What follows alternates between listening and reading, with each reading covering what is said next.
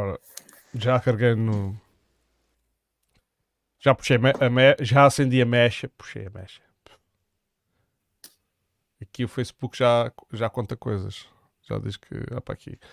Agora eu não ajustei. Foi isto bem como deve ser aqui no. Aqui no. No coisa. Aqui no coisa. Espera aí. Estava aqui, está a preparar aqui os. Isso. Pronto. Vocês vão aparecer à vez. Olha, boa noite já. Já agora, porque já estamos a ouvir. Boa noite, Ana e Manel Pedro. Olá, boa noite a todos e a todas. Boa noite a todos. Agora fica muito mal se não dissermos a todas também, ou como é que é isso agora? Não, a mim não me parece nada mal. Não me parece nada mal. Agora... Assim, eu, como gosto de falar português corretamente, não gosto de me repetir. Portanto, não vale a pena dizer todos e todas. Tá boa. Que cambada de conservadores que aqui se juntaram. Está visto? Eu ia dizer, como eu sou muito apologista de sermos todos livres, acho que cada um faz como quer. Boa, é isso. Ora, então isto é mais um Tanque de Ideias. É o número 7. Vale quase tudo no Tanque de Ideias. Vamos comentar a atualidade. Tínhamos aquele modelo rígido de internacional, nacional, local, mas vamos flexibilizar. E hoje, não sei se vocês acharem bem, dava naturalmente, por ordem natural, a palavra à Ana para abrir as hostilidades. Não sei. A tua ligação está boa, Ana? Só agora por... Mais ou menos, sabes que aqui a ligação é sempre muito difícil. Tá. Volta e meia ficas com a voz robótica. Mas força. Sim.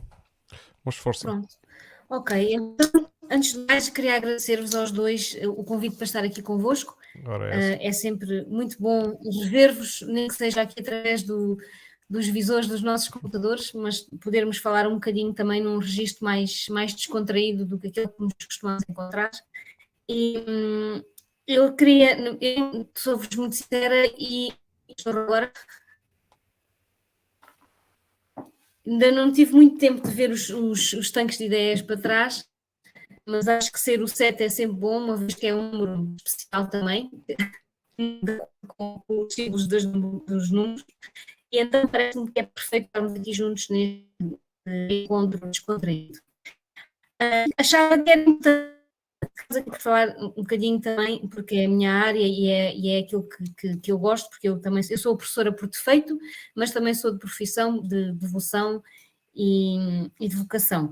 E então queria puxar aqui um bocadinho a brasa à minha sardinha e falar um bocadinho sobre educação e ir buscar aqui uma coisa que está a ser feita entre a Fundação Manuel dos Santos e o Expresso, que tem a ver, que é um ciclo de debates que passa por uma grande tópica, que é Portugal precisa para crescer, e queria falar convosco aqui em relação a um debate que deu algumas conclusões no passado dia 26 de outubro, que diz respeito ao papel que a indústria e as empresas têm na formação dos jovens que temos hoje em dia no ensino superior. Uhum. E que diz, basicamente, que se não houver uma colaboração entre a academia e a indústria e a empresa, não conseguiremos formar pessoas efetivamente boas e que sejam pertinentes para o mercado de trabalho que temos hoje em dia. Pronto, era também falar aqui sobre isto, sobre esta questão de qual é que vocês acham que é o papel das empresas no sistema educativo português, e aqui eu atrevia-me, uma das grandes frases deste debate tem muito a ver com o facto de um licenciado que faz um mestrado e logo a seguir faz um doutoramento sem nunca ter passado pelo mercado de trabalho, não poderá vir a ser um bom trabalhador do mercado de trabalho efetivamente. E qual seria a vossa opinião e se acham que isto também se aplica ao ensino secundário que temos hoje em dia e à forma que temos o sistema educativo português estruturado neste momento? Não sei. Se é uma boa tónica para um bocadinho de debate entre nós os três e a recebermos as participações de quem nos está a ouvir. Espero que seja muita gente. Ora bem, não sei. Pedro, Manel Pedro, queres meter a colher? Não, em primeiro lugar queria dar as boas noites a todos. É um tema muito interessante. O tema da... Por acaso é engraçado porque há uns anos falava-se da nova SBE, que na prática é uma universidade que é privada, mas que à partida não é bem privada nem é bem pública, não é uma mistura, é um conceito um bocadinho diferente dentro do conceito das universidades, e acaba por ter um bocadinho essa lógica de empresas ligadas ao ensino. Houve muitas empresas que que participaram nos fundraisings da nova SBE, por exemplo, e participaram com bastantes fundos e ajudando a faculdade a crescer e a desenvolver-se. Eu acho que já em muitos países isso já é uma prática comum, não é? A prática de ter empresas que querem apostar num determinado setor, que precisam de mão de obra qualificada para aquele setor, a apostarem nisso. Na minha visão, não tão informada e formada como a da Ana Paula, acredito que faça sentido e num panorama local, já que agora até temos a primeira universidade, ou o primeiro projeto de universidade que já anda por aí, eu acho que faria todo o sentido que interagíssemos entre município, universidades, ou universidade neste caso, e empresas, e tentar perceber quais é que são as reais necessidades do concelho e aquilo que não há e era preciso haver. Acho que também era muito importante ter aqui os municípios envolvidos nesta análise. Porquê? Porque nós sabemos muito bem que o Concelho de Odmira, neste momento, tem uma grande falta de um conjunto enorme de funções que nem são universitárias, às vezes até são funções muito mais qualificadas em termos técnicos, exatamente. E eu dou vários exemplos. Por exemplo, tiradores de cortiça, já quase não há. É uma realidade que está a desaparecer completamente. Era importante haver cursos muito fáceis, fáceis no conceito da acessibilidade, prontos para a população. Canalizadores, é muito complicado.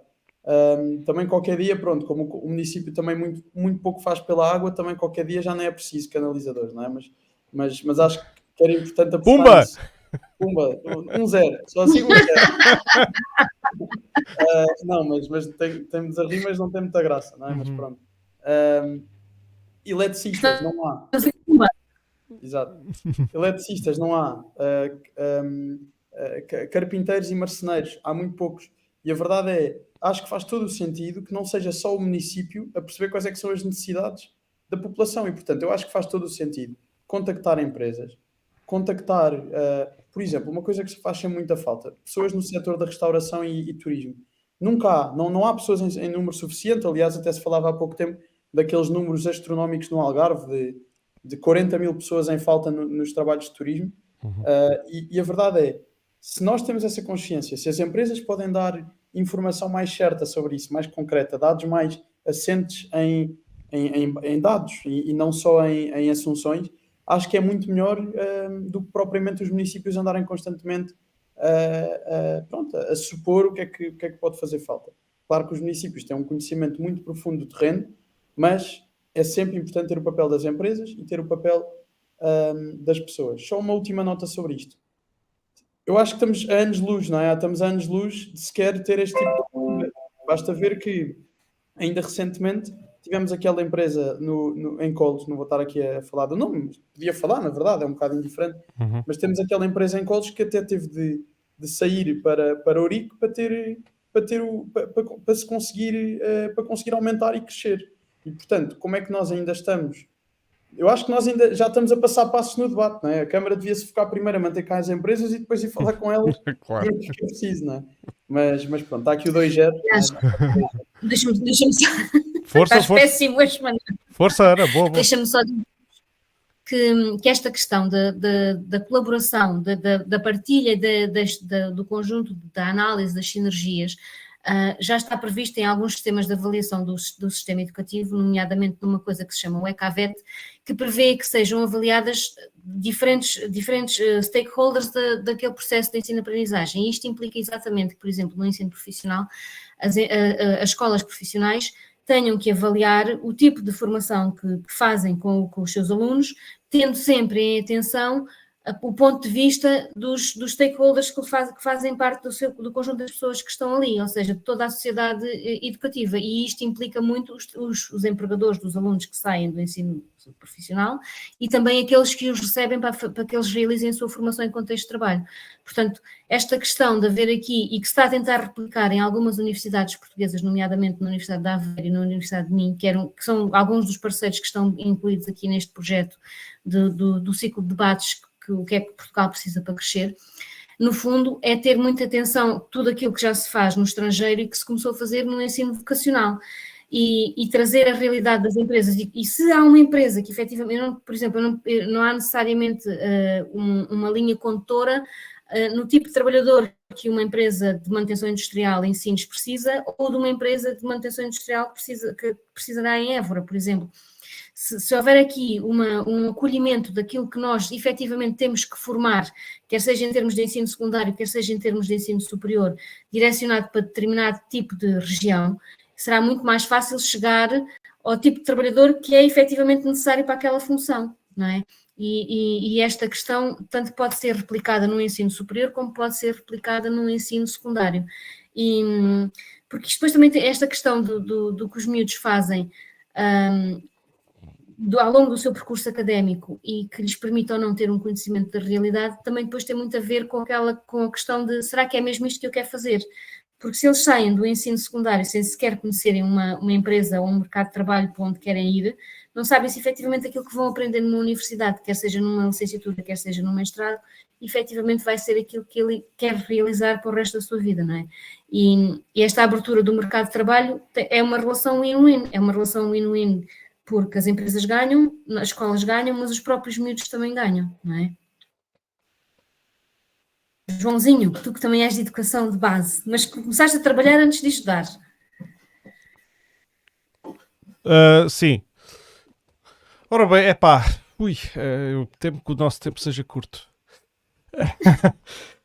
Porque tocaram-se aqui em vários aspectos, mas quero só chamar a atenção um pouco para balizar aqui este assunto, que é no fundo a relação entre aquilo que é o nosso sistema educativo e o mercado de trabalho. Isto é o assunto central que estamos aqui a falar. E sobre isso há várias reflexões que isto suscita. Em primeiro lugar, dizer que já existe uma série de protocolos entre... Tu mencionaste universidades e mencionaste ensino secundário. Eu tenho a experiência dos politécnicos. Entre os politécnicos e as empresas, para que um estudante que termine uma licenciatura, ou neste caso um CETESP também, que é a nova realidade do ensino superior, uma licenciatura, um CETESP, não o faça sem ter experiência em contexto de trabalho. Geralmente, e existem até casos, como temos aqui em Sines, que é a Escola Tecnológica do Litoral Alentejano, que é especialmente vocacionada para o ambiente empresarial que a circunda, não é? Que é aquele ambiente industrial, a indústria petroquímica, etc. E eu acho que já se deu, relativamente há umas décadas atrás, já se fez em Portugal um grande progresso nesse sentido. E sem dúvida, aquilo que referiste de um aluno nunca ter saído da escola, seguir o seu plano de estudos até ao doutoramento, vamos supor este caso, faz tudo até ao fim, sem nunca ter trabalhado, ele vai... Eu não digo que ele não esteja capaz, porque eu acho que há outros fatores que fazem a competência ou a aptidão de uma pessoa no mercado de trabalho, e são muito mais diversos. Mas a nível de formação ele tem uma lacuna, isso podemos admitir. Falta-lhe essa experiência, essencialmente falta-lhe essa experiência, e às vezes pode ter o seu longo percurso académico pode-lhe dar uma expectativa do mundo que depois não é aquela que ele encontra, e talvez nesse sentido, talvez não, isto é benéfico, isto está experimentado, isto não é nenhuma ciência espacial, que é benéfico que os alunos tenham experiências profissionais durante o seu percurso escolar. E até independentemente se essas experiências profissionais estarem ou não relacionadas com aquilo que eles estão a pensar seguir, uma vez que já estejam na altura em que escolhem uma orientação vocacional. Depois há aqui outro aspecto, e portanto nesse sentido é sempre bom, claro que poderá ainda haver desfazamento da realidade. Olha, eu posso dar a experiência pessoal. Senti que quando estava no ensino, que a instituição que formava professores tinha ambições muito superiores e estava muito à frente daquilo que se passava no terreno, de facto, nas escolas, em termos pedagógicos. E quando tive depois a outra experiência no ensino industrial, no Politécnico de Setúbal, achei o contrário, que as empresas estavam muito à frente daquilo que se fazia na escola. Isto por vários motivos, não é? Porque, para já, não é tão dispendioso adaptar novos conhecimentos na área do ensino, neste caso no ensino do primeiro ciclo, novas técnicas pedagógicas, portanto, que essencialmente vão puxar pelos hábitos dos professores e dos alunos e não vão requerer um grande investimento em termos tecnológicos, materiais, embora também o requeiram. Porque agora, hoje em dia, já a coisa de só estar no quadro de ardósia e lápis e papel já foi. Mas no caso do ensino industrial, do ensino virado para a indústria, aquilo que notei é que, claro que as escolas, para estarem a formar profissionais que estejam o mais aptos, ou seja, que requeiram o menor treino possível quando entram na empresa, teriam que fazer investimentos anuais avultados para estarem a par das tecnologias que estão na vanguarda, que são utilizadas nas empresas mais competitivas, mais produtivas, etc. Portanto, que aquilo que acontece, vou dar um exemplo mais concreto para ilustrar, aquilo que acontece é um aluno de automação está a treinar num autómato que já não se usa na indústria há 20 anos. Por exemplo. Isto é um pequeno exemplo. Pronto. Agora, ainda pegando na educação, e depois passo-vos a palavra, que eu acho que hoje se calhar nem sequer vamos aos internacionais, que este assunto é subejamente interessante. Mas olha que há muita coisa para falar. Há muita coisa. Mas nós hoje temos o tempo limitado. Então, a nível de educação, há aqui outras Fazemos uma parte 2. Fazemos uma parte 2. Isso, claro. Não, isso à vontade. À vontade. Portanto, há aqui outra questão nesta relação que existe entre as empresas e as escolas e os alunos e os docentes, que eu penso que é pouco focada nos dias de hoje e na sociedade que decorre. Que é, eu acho que pecamos, isto é a minha opinião, obviamente, eu acho que pecamos por uma visão excessivamente utilitarista do ensino. Isto porquê? Porque existem áreas que não vão necessariamente contribuir para o PIB de uma empresa, não vão necessariamente aumentar a riqueza, o capital de uma empresa que produz isto ou que presta aquele serviço, e que são nomeadamente cursos com vocação artística, nas várias áreas das artes, quer dizer, artes performativas, artes plásticas, etc., cinema, o que quer que seja, mas que eu acho que não podem deixar de existir e de haver essa oferta, sob pena de termos uma sociedade apenas formatada para ser constituída por peças de máquina. Não é? Então, nós tiramos a nossa formação, somos muito bem formados, constituímos empresas magníficas e depois não temos capacidade de pensar além disso. E isto é uma crítica que eu faço.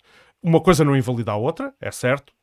Eu acho que faz todo o sentido que quem aprende engenharia tenha o máximo de contacto possível com as empresas da sua área de engenharia. Isto é o que faz sentido. E, portanto, não estou a discordar. Estou só a acrescentar um ponto. E agora passo a palavra a quem queira. Não decide. Vocês agora é que têm que se orientar. Ana, não sei se queres intervir já. Se quiseres, amanhã. Vai já. Não pode ser tudo. Eu acho que faz mesmo falta aquilo que havia antigamente, não é? Que era a importância do ensino profissional base. Eu vejo muito isso no exemplo, por exemplo, do meu avô, da parte da minha mãe, que começou numa escola na altura comercial, se não me engano, e só muito mais tarde, já com um ofício bem aprendido, é que foi tirar um curso de engenharia, muito mais tarde, já com filhos e tudo, e portanto eu acho que é muito importante haver esta presença da realidade muito perto do ensino. E depois também acho que concordo a 100% com o que também disseste, João, que de facto não faz muito sentido às vezes as pessoas só olharem para profissões que teoricamente trazem lucro, em vez de não olharem também para profissões que são de manutenção, que são de gestão, que são de coisas que são essenciais e que muitas vezes não são valorizadas. Eu, por acaso, até está cá a Ana, e eu até concordo muito até já disse aqui no último podcast, que concordo muito com a visão do Carlos Guimarães Pinto, que é uma pessoa da IEL que eu gosto bastante de algumas coisas que diz, claro que não todas, não é? Ninguém gosta 100% de alguém, mas em termos ideológicos e daquilo que vai partilhando connosco, mas fala muito da educação como um motor nacional, fala muito da educação como a forma de elevar o país e de transformar o país. E realmente é pela educação, é conhecermos as raízes de Portugal, é conhecermos a profundeza daquilo que é mesmo a nossa nação, é conhecermos os meios económicos com os quais Portugal lida diariamente, e muitas vezes é mesmo esta falta de conhecimento da população que a leva a abster-se da política, a abster-se da participação cívica, é o facto de não conhecer profundamente os mecanismos económicos que mexem com o país, e é muitas vezes esta ignorância que eu acredito a 100% que não é 100% ingênua, okay? Acredito que muitas vezes esta ignorância em relação a temas fundamentais nos é passada um bocadinho até, não digo propositadamente, mas não é feita assim tanta coisa para contradizer isto. Ok. E dou até um exemplo, não é? Nós, nas escolas, não temos uma única disciplina que fale sobre o IRS, não temos uma única disciplina que fale sobre como é que se paga a água, como é que se paga a luz, e sinceramente, isto quer dizer, com tantos anos e anos e anos de educação, acho que já mais que sentido faria termos aqui uma disciplina. Olha, até podia ser a tal disciplina da cidadania, ter mesmo esta área de cidadania, não é? Nem de propósito, que ainda ontem conversava com alguém sobre isso. João, entramos por aí. Não vamos. Aliás, nós prometemos no passado dedicar um programa à cidadania. E havemos de fazer. A Ana está-se a rir. Quero só meter a colher se terminaste, senão não te interrompo. Já terminei. Ok. Então, dizer, claro que sim, falta na disciplina de cidadania, e foi precisamente uma afirmação que eu fiz num diálogo em que ninguém aprende, por exemplo, o funcionamento essencial de uma junta de freguesia, de uma câmara municipal, e eu até digo que nem sequer precisa de ser na ótica do gestor, na ótica do político que está a gerir, mas na ótica do utilizador. E quem diz isto diz todos os serviços a que os cidadãos têm direito e com os quais também têm deveres, que obtenham uma formação, que saiam da escola a saber como é que funciona os seus impostos, como é que funcionam as suas contribuições, como é que funciona a segurança social, para depois não estarmos a ser manipulados por comentadores na televisão que nos dizem há décadas que a segurança social, por exemplo, não é sustentável. Isto é só assim é só um exemplo. Por as contas de alguns já tinha falido. Por as contas de alguns. Ana, estás-te a rir, por isso vou-te já passar a palavra. Porque é exatamente isto que eu também penso, porque hoje em dia os miúdos, é engraçado, porque nós tivemos lá na escola, tivemos aqui há uns 15 dias atrás, a Fundação da Juventude, que tem um projeto muito giro, que é o Agente SEM de mudança, e que vem falar sobre a questão do associativismo e sobre, bem, quais são os problemas que vocês acham que são os problemas dos jovens de hoje em dia, e foi muito engraçado, porque eu fui assistir, e entretanto os miúdos focaram exatamente os mesmos problemas que supostamente os adultos têm, que é a questão da habitação, que é a questão do emprego, a questão da saúde, e estes miúdos, que eram miúdos entre os 15 e os 19 anos, foram capazes de apontar exatamente os mesmos problemas que os adultos apontam no nosso conselho, por exemplo. E depois elas diziam assim, pois, mas vocês têm um papel muito importante nesta questão, porque efetivamente esta mudança de pensamento que devia surgir nos jovens, nos adolescentes, relativamente à participação cívica e ao associativismo, tem que ser feita muito pelas escolas. Não é? Porque se eu tenho um pai que está desmotivado com os políticos que nós temos e com as políticas que vão ser seguidas, provavelmente eu vou interiorizar esta questão. Aqui a escola tem um papel, se calhar, de mudança e que permite aos alunos e aos miúdos que nós vamos ter como adultos em breve, consigam ter uma visão muito diferente do que é que podem vir a fazer pelo Conselho e pelo país. E a questão da cidadania, que eu também não me quero alongar, porque também tenho uma opinião muito própria acerca da mesma. Temos que fazer um programa só para isso. Temos que fazer um programa Pronto, só e para fazemos. isso. Tem efetivamente algumas lacunas e, a meu ver, tem um problema gravíssimo, que é está compactado em determinados temas, e aqueles são os temas que têm que ser abordados no primeiro ciclo, no segundo ciclo, no terceiro ciclo e no secundário.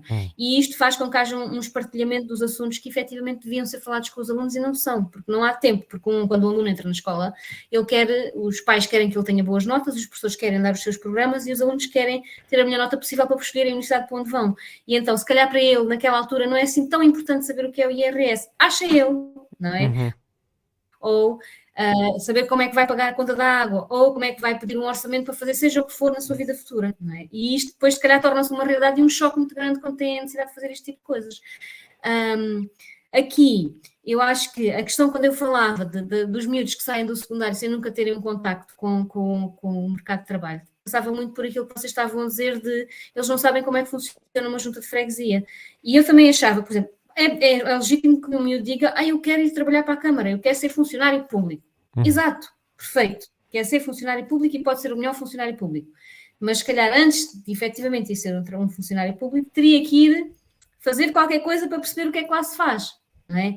E esta questão de o mercado de trabalho tem que estar aberto para os miúdos que querem efetivamente, imaginem que não querem estudar ao fim dos 12 anos de escolaridade obrigatória e querem efetivamente passar por uma empresa de engenharia informática porque gostaria de ser informático, mas se calhar também fazia bem ir à Câmara Municipal ver o que é que se faz na divisão, no departamento, no setor de informática, ou à empresa agrícola que tem o setor de informática XPTO muito, muito avançado, tal como estavas a dizer relativamente às indústrias, e que precisa de um sistema XPTO de informática que permita gerir a rede internacional que tem a sua empresa, não é? E esta questão de abrir, temos que abrir e temos que abrir não só as escolas, mas temos que abrir efetivamente o mercado de trabalho aos alunos e é o que eles querem fazer no futuro deles. Eu gostava só de também dizer aqui um pouco Força, Manuel. Eu concordo a 100% e acho que é mesmo curioso, é mesmo muito importante que, que até haja uma coisa até mais importante até do que dar só educação às pessoas e ferramentas de educação às pessoas. Eu acho que faz falta, e isto é um debate que também dava pano para mangas, não é? Porque é muito complexo, faz falta uma oferta em termos de certas componentes sociais e até de bom senso que as pessoas perderam ao longo das últimas décadas, que muito vinha, e eu sei que isto agora é um tema mesmo muito complexo, mas que muito vinha não só da educação que havia no passado, mas também de uma coisa que era o serviço militar obrigatório. E eu, não sendo a favor de uma coisa obrigatória, sem dúvida que gostava que em Portugal houvesse uma oferta em que, por exemplo, eu já pensei nisto no passado e acho que faria todo sentido, que é haver, por exemplo, nos cursos superiores, uma oferta para aqueles que querem fazer 3, 4 meses num primeiro semestre da faculdade, um tipo de oferta formativa em que até se descontam os créditos de umas cadeiras e de outras, mas são compensados pelo facto dessa pessoa ter ido ao serviço militar obrigatório. E depois as outras pessoas que não quisessem continuavam o curso normal e teriam os 5 anos todos seguidos normais, com mestrado integrado. E acho que era muito bom, porque acho que os miúdos de hoje em dia, e se calhar muitos também das nossas gerações, vão tendo muito menos condições para fazer aquilo que é o base. Ser organizados em casa, coisas básicas como fazer a cama, coisas como ser pessoas arrumadas, limpas, com a cabeça em ordem. E isso era uma coisa que o serviço militar obrigatório na altura trazia. Se houvesse agora um serviço militar opcional com esta componente de desconto de créditos, que às vezes há disciplinas que não são assim tão importantes nos cursos superiores, não é? Às vezes nem todas as disciplinas são fundamentais para uma pessoa depois a se formar. Sobre o que a Ana disse também, na Roma Antiga, na Grécia Antiga, quem ia para o serviço público eram os melhores. Quem ia para o serviço público eram as pessoas com mais créditos dados na polis, não é? E, portanto, aquilo que hoje em dia acontece desculpem, mas é o contrário, não é? Aquilo que nós vemos em média é que todo o sistema político, um bocadinho espalhado aí pelo mundo inteiro, mas em Portugal nós vemos isso de forma clara, capta aqueles que não têm propriamente os melhores níveis de educação em termos de formação. Muitas vezes vão buscar só pessoas que fizeram escola nas Jotas, que fizeram escola em empresas ligadas aos partidos e acabam por não acrescentar nada ao serviço público. O serviço público deve ser, por base, o local de maior prestígio para alguém desempenhar as suas funções, porque é o local que mais afeta diretamente as pessoas. E, portanto, devem lá estar mesmo os melhores dos melhores. E pronto, e depois entramos também num debate sobre os salários que são pagos no público, que na minha opinião deveriam ser superiores para cativar mais pessoas com mais formação e com mais qualidade, e para tornar mais competitivo também o acesso ao mercado. Muito bem, tu tocaste aí numa questão importante, mas eu tenho que fazer aqui um bocadinho a defesa do serviço público, porque quando se fala, e essa realidade tu retrataste de as pessoas que por vezes não são as mais capazes, as mais competentes, estão no serviço público, não é bem assim, porque temos vários universos, vou-lhe chamar assim, no serviço público. Por exemplo, temos o ensino. O ensino tem os seus vários graus. Estava a falar da política, Temos desculpa, estava a falar da política. Sim, pronto, nesse caso, e depois claro que temos cargos públicos que são de facto desempenhados, cargos públicos por nomeação, que são nomeações políticas e, portanto, independentemente se a pessoa é nomeada, à partida, quem o escolheu acha que ele é o melhor, mas isso não, as provas não são dadas, não é? As nomeações são mesmo assim. E isso acontece, as nomeações acontecem noutras esferas públicas também, mas também acontecem nas grandes empresas privadas, que muito disto que se acusa ao público hoje em dia, de ser um bocado asilo dos menos capazes por afinidades partidárias, etc., acontece já nas grandes empresas. As empresas que já têm dimensão de Estado, que já são muito superiores a muitas câmaras. Portanto, quando a riqueza acumulada é muita, aquilo dilui-se lá no meio e já não se nota bem haver lá uma pessoa porque é amigo ou porque tem alguma afinidade familiar, etc. Enfim, isso para mim é corrupção. Embora muitos desses casos não sejam situações de ilegalidade, não deixa de ser corrupção. É uma perversão do sistema. Não é? O sistema, as pessoas devem ser aptas para as funções, o mais apta possível para as funções que desempenham, e por isso não deve haver outros critérios. Claro que às vezes admito que em alguns organismos o critério da confiança possa pesar e possa de facto ser importante. Mas isso seria uma gota d'água no oceano. Eu não sei se vocês acham que ainda temos tempo hoje para falar aí de outras coisas, porque este assunto está a ser interessante, mas o tempo é curto e eu vou deixar à vossa consideração.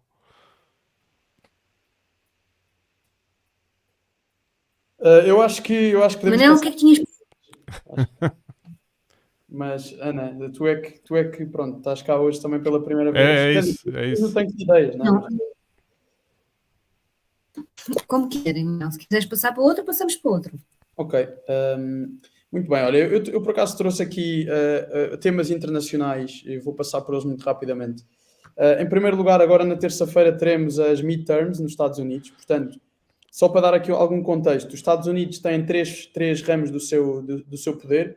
Tem o poder, o primeiro, aquele que aparece primeiro na Constituição, que é o poder legislativo, que cabe ao Congresso, e o Congresso é dividido entre Senado e Câmara dos Representantes, ou é a House of Representatives, em que nesta Câmara são eleitos congressistas, eleitos cada um nas proporções de população por Estado. Portanto, Califórnia, por exemplo, tem 50 e 53, se não me engano, e outros estados como o Alasca só têm um, por exemplo. E depois senadores, tem o Senado, que é outra parte do Congresso, portanto, a Câmara Alta e a Câmara Baixa, E o Senado é composto por 2 senadores que são eleitos, é composto por 2 senadores por Estado, portanto, cada Estado tem 2 senadores. Este é o poder legislativo. Depois temos o poder executivo, que cabe ao Presidente dos Estados Unidos, que tem em si o poder executivo, e por fim temos o poder judicial, que está nos tribunais e no Supremo Tribunal de Justiça, o Supremo o Supremo Tribunal de Justiça é no fundo no fundo o órgão mais relevante em termos pronto, que acaba por definir mais em termos de grandes decisões do país, nomeadamente decisões ideológicas. Nesta semana, dia 8, vamos ter as eleições do sistema legislativo. Portanto, vamos ter eleições do Congresso, do Senado e da Câmara dos Representantes. O que é que acontece? No Senado, os mandatos são de 6 anos, portanto, cada senador tem mandatos de 6 anos, mas são intercalados. Portanto, de 2 em 2 há sempre eleições de alguns desses senadores. Portanto, se uma pessoa entra em 2014, sai em 2020, há outra que entrou em 2016, sai em 2022. Vamos ter eleições para o Senado e vamos ter eleições para a Câmara dos Representantes. E, portanto, vamos ter aqui provavelmente algumas mudanças bastante profundas nestes dois órgãos, uma vez que neste momento temos o lado mais republicano, até não tanto republicano, até mais ligado ao Trump, em grande vantagem. Portanto, é possível que na terça-feira, é possível e bastante provável que haja uma maioria republicana nestes dois órgãos legislativos. Como sabemos, no Poder Executivo temos o Joe Biden e a sua vice-presidente Kamala Harris, e depois no Poder Judicial temos o Supreme Court, que é o órgão mais importante e que neste momento tem uma maioria também conservadora, que nomeadamente reverteu há alguns meses o Roe versus Wade. No Brasil tivemos eleições há uma semana, vitória do Lula por centésimas, não é? Ou por décimas, vá lá. Mas uma vitória também que neste momento deixa o Brasil numa situação bastante complicada, uma vez que os seus órgãos legislativos, portanto o Senado e a Câmara dos Representantes, acabam por ter uma maioria mais do lado do Bolsonaro, ou pelo menos com partidos mais afetos ao Bolsonaro, e temos o Poder Executivo totalmente nas mãos de Lula. E já há muitos tumultos, a comunicação social portuguesa não parece que esteja a fazer uma cobertura muito agressiva e relevante destes episódios, mas a verdade é que o Brasil está mesmo em tumulto e é preciso ter atenção a esta situação. Por fim, o tema habitual, que é a guerra na Ucrânia. Portanto, neste momento a rede elétrica ucraniana foi toda afetada, neste momento, e as autoridades de Kiev, uma vez que tem havido contínuos bombardeamentos russos que estão a pôr em causa as infraestruturas ucranianas, neste momento já se pondera a retirada total de 3 milhões de pessoas de Kiev, da cidade de Kiev. E pronto, e do meu lado aqui em termos de temas internacionais era isto que eu queria deixar. Ana? Não sei se queres comentar nos trazes algum tema internacional?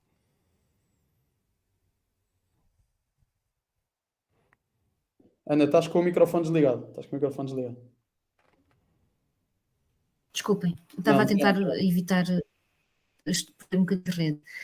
Não tenho nenhum tema internacional. Aqui, na relação ao que o Manel nos disse, pronto, só para acrescentar que a questão da eletricidade e do próprio gás nos outros países de leste também, de facto, tem sido problemática. Não estamos só a falar da Ucrânia, isto já se arrasta um bocadinho relativamente a outros países de leste, nomeadamente para a Polónia, que é ali vizinha, e para a Moldávia, e que vamos ter ali graves problemas de qualidade de vida e vai ser um inverno muito difícil para estas pessoas e pronto, não sei muito bem como é que isto vai parar e é que isto vai terminar.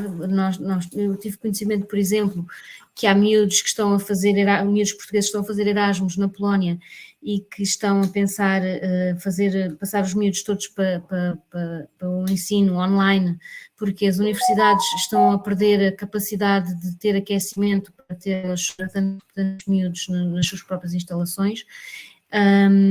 E há países em que o aquecimento, em países de leste, como a Roménia, por exemplo, em que temos 3 graus, quando cá estão 22, não estão sequer a ser ligados para as populações. Portanto, há um controle do gasto energético relativamente ao aquecimento, e neste momento há países como a Roménia que o aquecimento não existe, pura e simplesmente, nas casas das pessoas.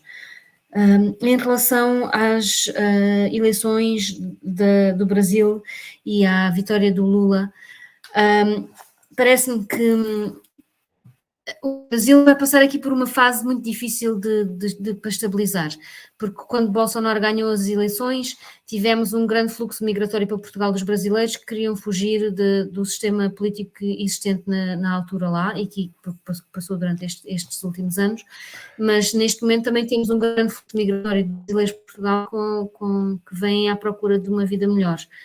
E em Odmira já temos um grande número de brasileiros que vieram à procura de trabalho e que estão a trabalhar nomeadamente na construção civil e em algumas empresas agrícolas.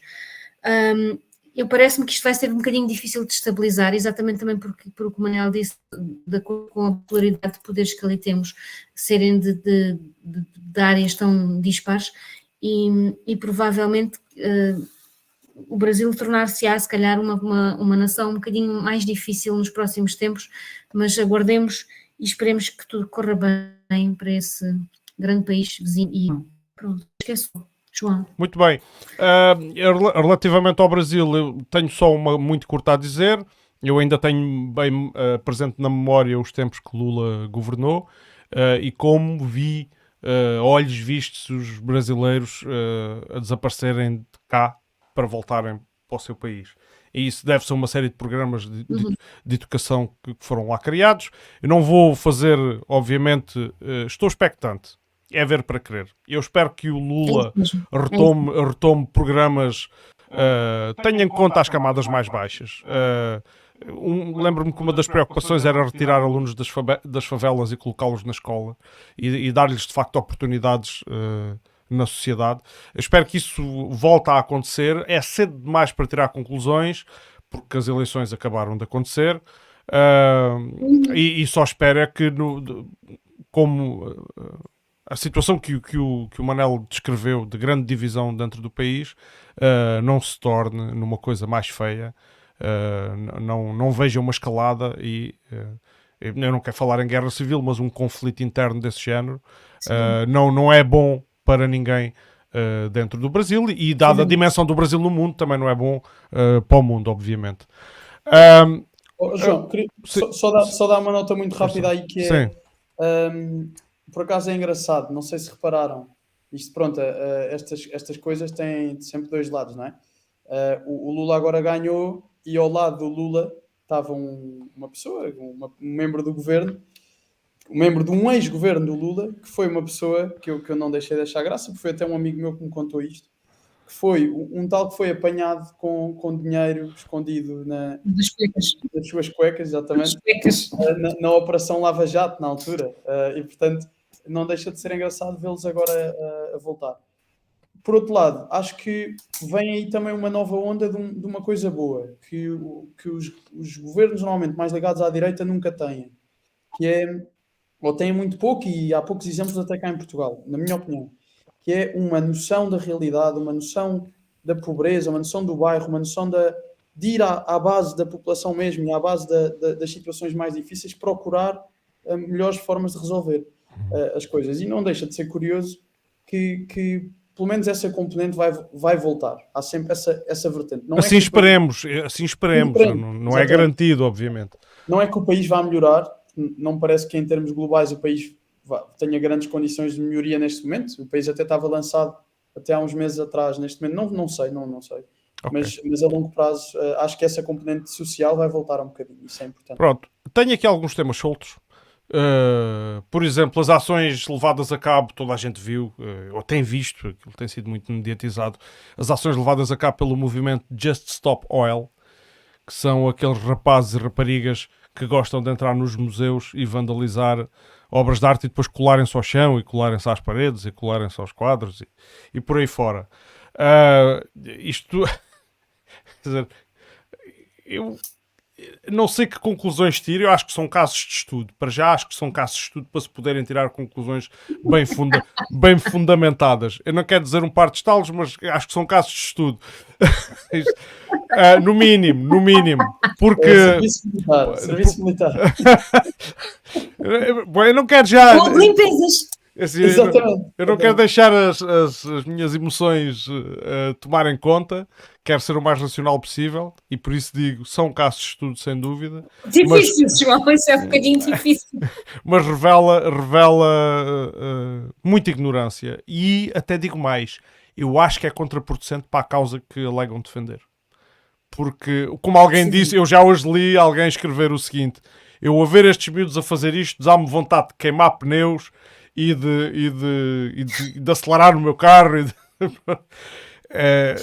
Portanto, isto era claro que era uma hipérbole, não é? Era um exagero.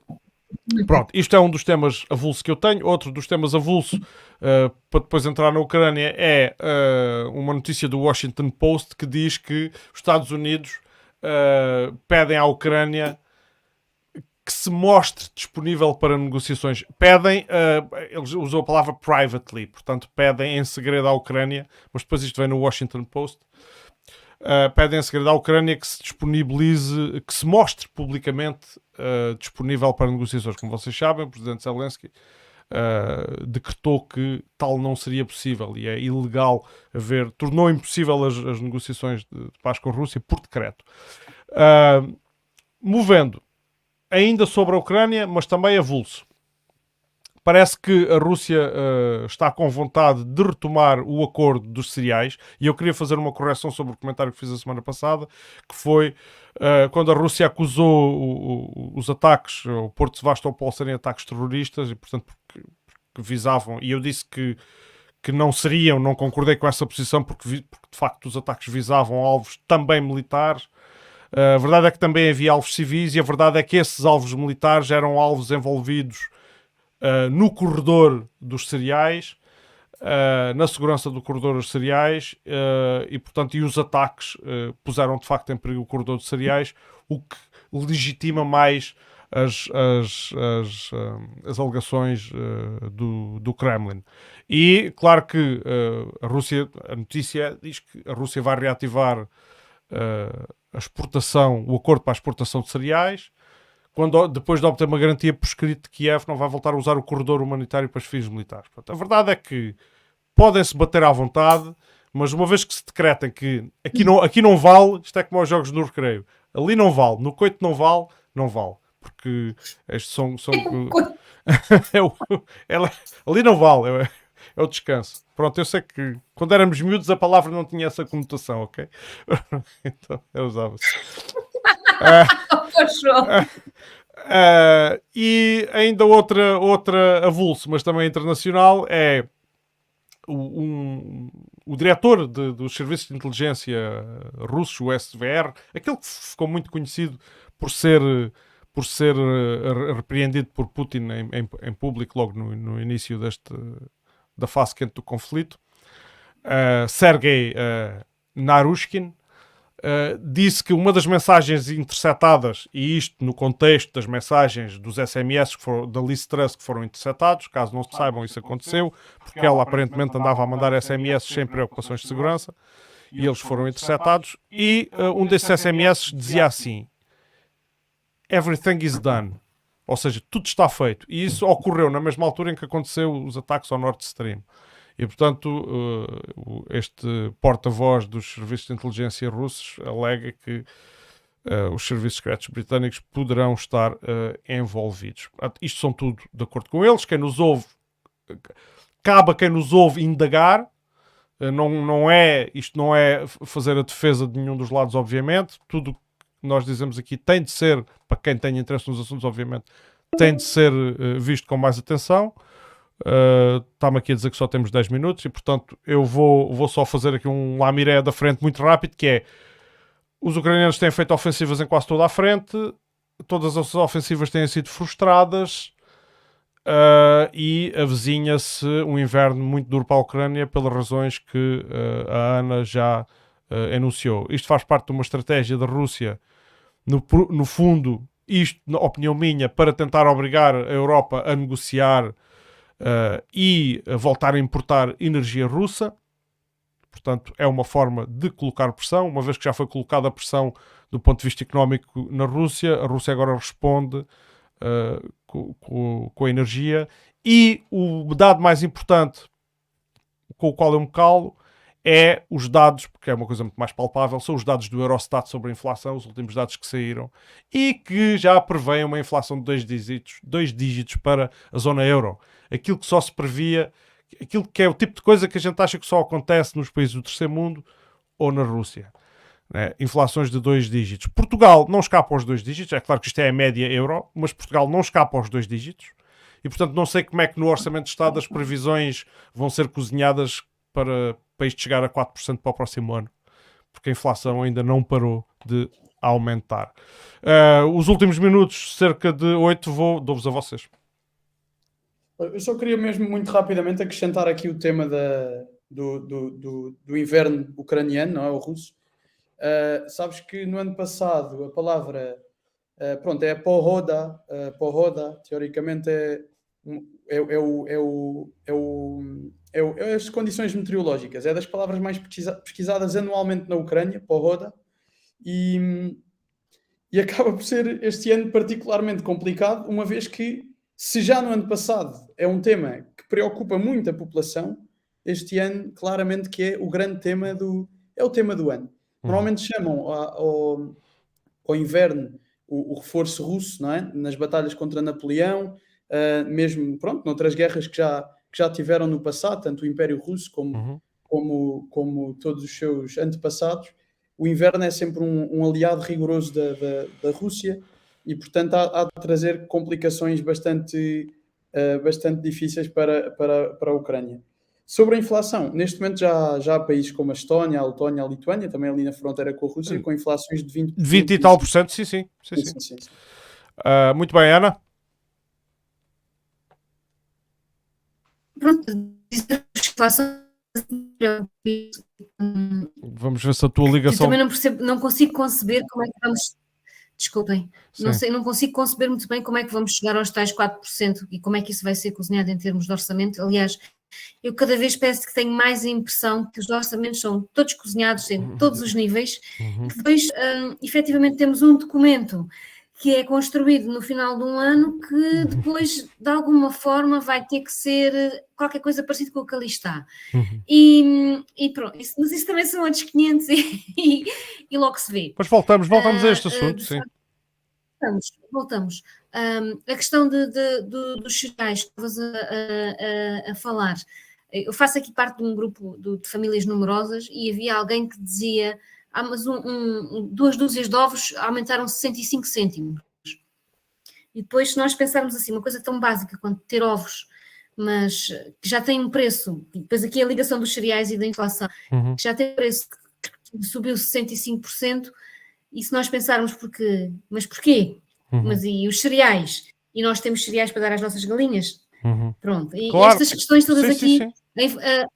Eu não quero com isto dizer que a guerra na Ucrânia, que a guerra da Ucrânia com a Rússia é total responsável pela inflação que nós temos hoje em dia, mas de facto que temos aqui um problema grave relativo e que vamos todos sofrer muito com isto, vamos. E depois até podíamos falar do gás que é suposto transportarmos de uns sítios para os outros e por aí fora e chegar a conclusões diversas relativamente a esta questão.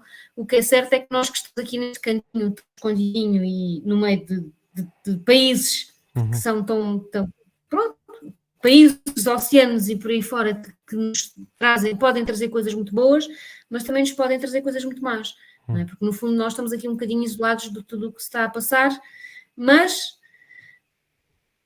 no fundo sofremos tal e qual como todos os outros, não é? E a questão dos bens alimentares e da influência que isto tem na vida dos portugueses e dos orgueirenses também vai ser complicado de gerir durante 2023. Muito bem, vamos encerrar isto hoje. Isto hoje o tempo parece aqueles programas que mandam calar as pessoas ao fim dos minutos. Parece o sábado e o domingo. Sim, mas... João, até é bom porque dá assim uma ideia ainda mais séria do programa, não é? Assim temos a continuidade em outra coisa agora. É verdade. Eu quero agradecer àqueles que estiveram connosco, alguns entretanto já começaram a sair, aqueles que ainda estão. Vão-nos seguindo, nós vamos fazendo isto por gosto. É a nossa parte, também é a nossa parte de serviço público, não é? Porque temos os nossos trabalhos e depois vimos aqui nas horas vagas fazer isto. Espero poder contar com a Ana. Aliás, isto já estava apalavrado com a Ana já há mais tempo. Ela também tem andado muito, muito ocupada lá na sua vida. Espero podermos contar com ela mais vezes. E o ideal era que se tornasse assim assídua, que isso é que era mesmo aqui ouro sobre azul. Portanto, estás a querer dizer que eu portei-me bem. Não, ó, não me cabe a mim avaliar, mas à partida toda a gente que aqui vem porta-se bem, independentemente de que, quer dizer, desde que não se ponha a chamar coisa. E Não, que, mas pronto, quero vos. Força, deixar aqui força. um abraço a um amigo meu que está a ouvir, é o Govan. Queria mandar um abraço ao Govan, que, pronto, que é um. Não costumo ouvir, mas hoje está a ouvir e, portanto, queria lhe deixar este abraço. Muito bem. Isto é a prova de que três elementos com ideias potencialmente diferentes podem concordar até na maioria dos assuntos que discutem, e com isso quer dizer que às vezes as divergências são empoladas. Bom, uma boa noite a todos, aqueles que e vão aparecendo, porque nós vamos fazendo isto, vamos tentar fazer semanal ou bissemanal às vezes quando não for possível. Mas vamos informando com antecedência cada vez que acontecer. E isso é que é importante. Uma boa noite a todos. Mais uma vez, agradeço ao painel. E sim, Obrigada a todos. é isso. Boa noite, obrigado. Boa noite. Pronto, só interromper aqui no coisa. Isto deve ficar aqui feito maluco. End stream. Isto hoje foi bom, foi participado.